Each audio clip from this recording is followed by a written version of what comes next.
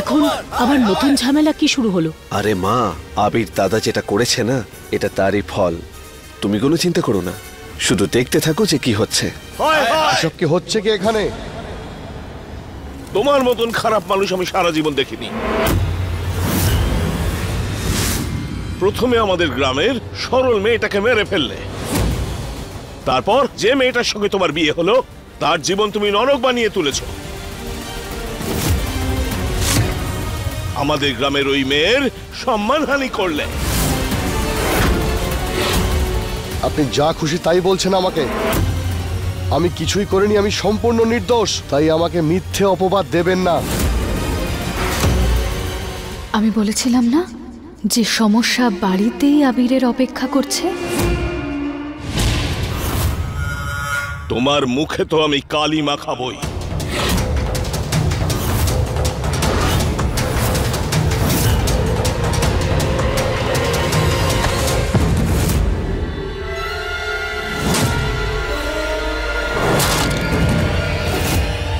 কি অসভ্যতা এটা!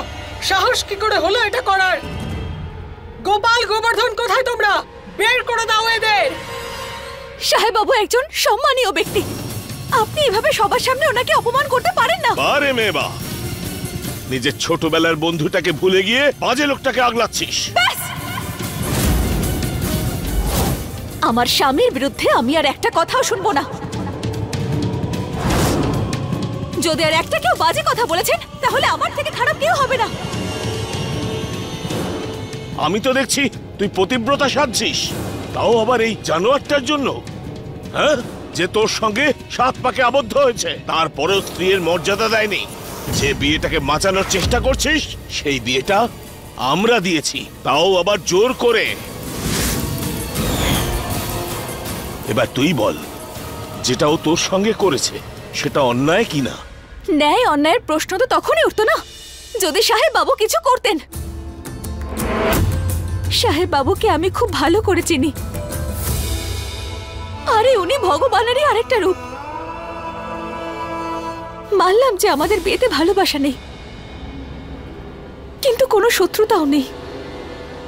আমার ছোট ছোট প্রয়োজনের খেয়াল রাখেন উনি, আমার সকল সমস্যা সমাধান করে দেন। এক স্ত্রী তার স্বামীর কাছ থেকে আর কি চাইতে পারে? আমাদের সমাজের না এটাই হলো সমস্যা। ওদের মনে হয় যে সব নারী সৎ, আর পুরুষে অন্যায় করেছে তাকে কাঠগড়া দাঁড় করিয়ে দাও। কিন্তু কেউ কখনো এটা ভেবে দেখেছে যে এক নারী ভুল আর পুরুষ সঠিক হতে পারে? সাহেব বাবুর সঙ্গে এটাই হচ্ছে।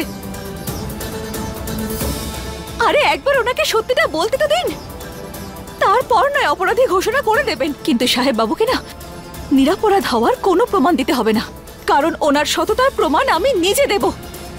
আমার মা যখন জেলে বন্দী ছিল, একটা মিথ্যে কেসে মাকে কারাগারে বন্দী করে দেওয়া হয়েছিল, তখন উনি কোনো কিছু চিন্তা ভাবনা না করে সেই অপরাধ নিজের ঘাড়ে নিয়ে নিয়েছিলেন।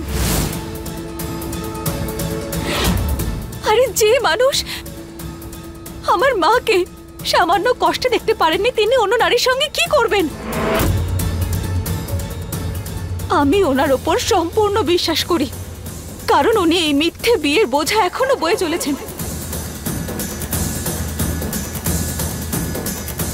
সেই জন্য, শুধুমাত্র এই জন্যই আমি দিব্যাকে চাকরির জন্য ওনার কাছে পাঠিয়েছিলাম।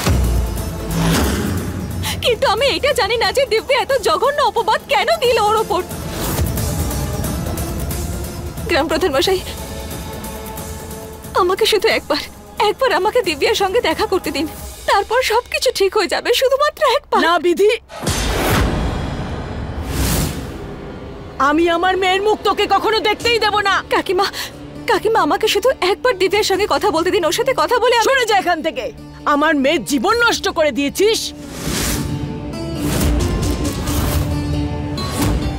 আমি তো তোকে আমার মেয়ের মতনই ভাবতাম, আমার মেয়ের মতনই তোকে ভালোবাসতাম। তুই কি করলি? এই নোংরা লোকটার কাছে আমার মেয়েকে ছেড়ে দিয়েছিস। কেন করেছিস তুই? কেন করেছিস তুই? বল আমাকে। এটা আপনি কি করছেন? আপনি এখন ব্যবহার করতে পারেন না। নিজেকে শান্ত করুন। এখন তোমাদের দুজনের এই ভালো মানুষটা না আমাকে দেখাবে না। তোমরা এই সবাই মিলে এই নোংরা ছেলেটার মুখে কালি মাখা থেকে তো আটকে দিলে, কিন্তু আমাকে এর মুখে থুতু চেটানো থেকে আটকাতে পারবে না।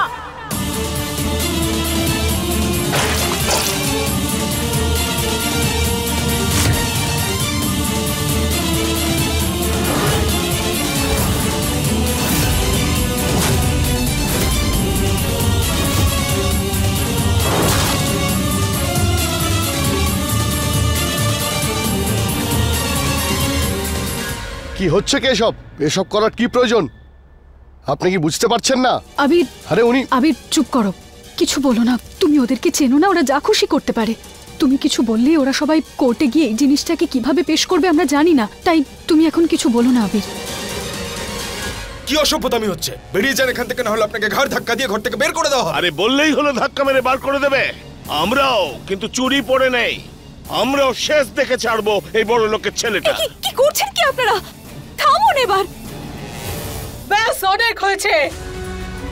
তোমাদের কি মনে হলো আমাদের বাড়িতে ঢুকে আমাদেরকে হুমকি দেবে আর আমরা চুপ করে থাকবো? একবার যদি পুলিশকে ফোন করে দিয়ে এমন ভাবে মারতে মারতে নিয়ে যাবে যে এই বাড়ির পাশে থাকা তো দূর, এই বাড়ি থেকে তাকানোর সাহস হবে না। আর রইল বাকি আমার ছেলের কথা, যতক্ষণ না প্রমাণ হচ্ছে ও দোষী ততক্ষণ পর্যন্ত ও নির্দোষ। সেই জন্য ওর দিকে চোখ তুলেও তাকাবে না কেউ। গোপাল, গোবর্ধন, বাইরে বের করে দাও সবাইকে। বের করে দেবেন, কিন্তু ছাড়বো না আমরা তোমাকে।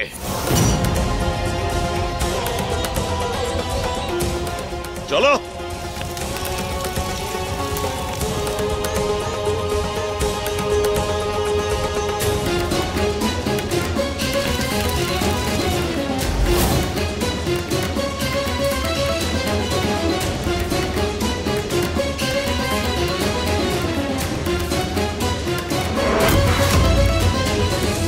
একটু দাঁড়ান, আপনি খুব ভালো করেছেন। এটা আবিরকে বেইজ্জত করবার জন্য আপনার পুরস্কার।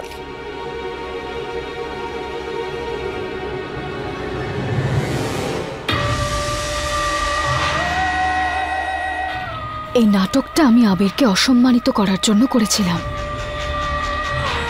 এই থুতুটা শুধু ওর মুখের ওপরই নয়, ওর গর্ব, ওর প্রতিপত্তির ওপর পড়ত।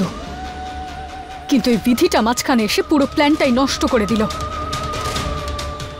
ছাড়বো না আমি ওকে।